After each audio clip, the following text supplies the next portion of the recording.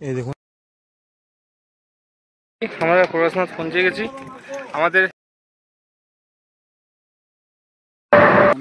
कितना दूर है? सामने है। सामने মাত্র কয়েক মিনিট হেঁটে আমরা পৌঁছে যাচ্ছি চোপড়া গন্ধ মন্দির। এই মন্দিরের ভিতরে ভিডিও করা সম্পূর্ণভাবে নিষেধ আছে, সেজন্য আমরা ভিতরে ভিডিও রেকর্ড করলাম না। কত যে সাগর নদী পেরিয়ে এলাম আমি, কত পথ হলাম যে পার, তোমার মতন অপরূপ সুন্দর কাউকে তো দেখিনি আর।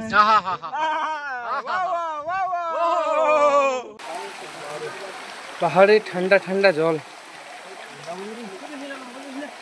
আপনারা চাইলে এখানে স্নান করতে পারেন। স্নান করে নেবে কি? পুরো ঠান্ডা জল, ঠান্ডা করে জল। একটা ছোট ইনফরমেশন, আপনারা যদি পড়াশোনাতে আসেন তাহলে অবশ্যই একটা লাঠি নিয়ে আসবেন।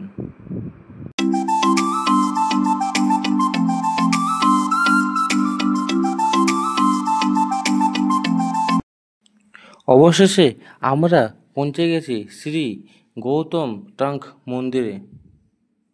এখান থেকে শ্রী পরশনাথ মন্দির 1.5 কিলোমিটার রাস্তা।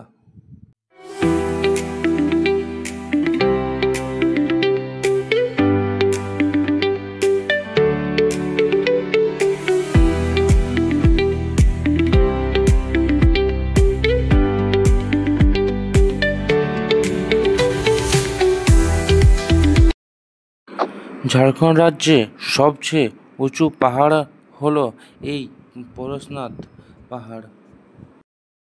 শ্রী চন্দ্রপ্রভু টঙ্ক যাওয়ার রাস্তা 3 কিলোমিটার। নিচে যেখান থেকে আমরা এসেছি মধুবন যাওয়ার রাস্তা 9 কিলোমিটার।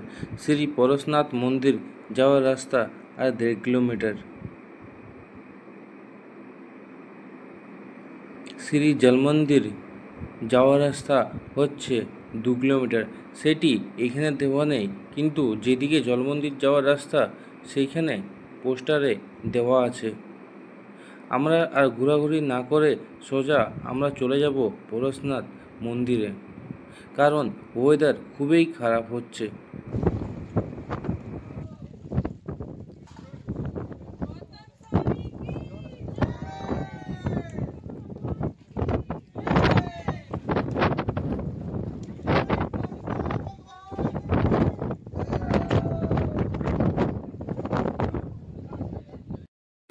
ये आगे हम लोग डाक बंगले पे, ये रहा डाक बंगला। मतलब 2 रोड यहाँ पे डिवाइड हो रहा है, एक इधर जा रहा है और एक इस साइड जा रहा है। ये है डाक बंगले के रोड, और ये जो रोड है ये जा रहा है सबसे टॉप, जो रूफ टॉप है, मतलब हिल टॉप है, उसके वहीं पे जा रहा है परेशनाथ। तो अभी फ़िलहाल चले हम लोग हिल टॉप पे, उसके बाद लौटते वक्त आएंगे डाक बंगला पे। चलो आ जाओ। ये रहा वेदर,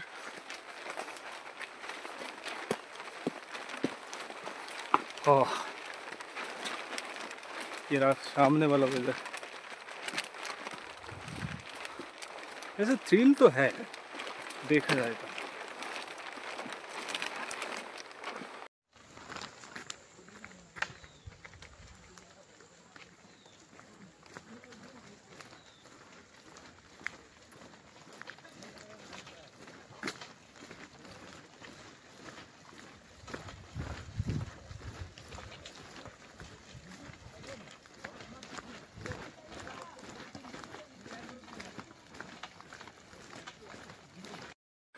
পরশনাথ ধাম।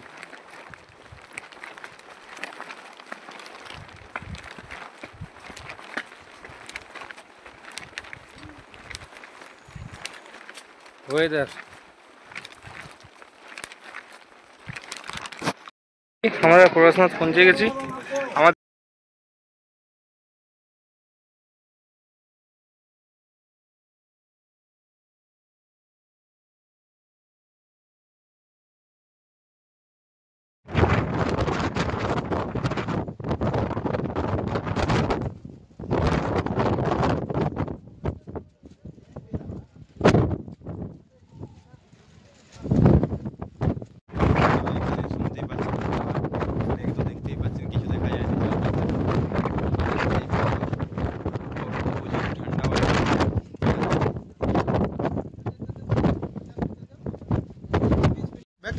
ফাইনালি আমাদের ট্রিপ কমপ্লিট হয়ে গেল। তো আমরা এখন বাড়ি ফেরার উদ্দেশ্যে নিচে নামবো। আরও দুই জায়গায় দেখার আছে নাকি, দুই জায়গায় দেখবো, তারপরে আমরা বাড়ি ফিরবো। যদি ব্লগটা ভালো লাগে তাহলে চ্যানেলটাকে অবশ্যই সাবস্ক্রাইব করবেন এবং পাশে থাকবেন। ধন্যবাদ।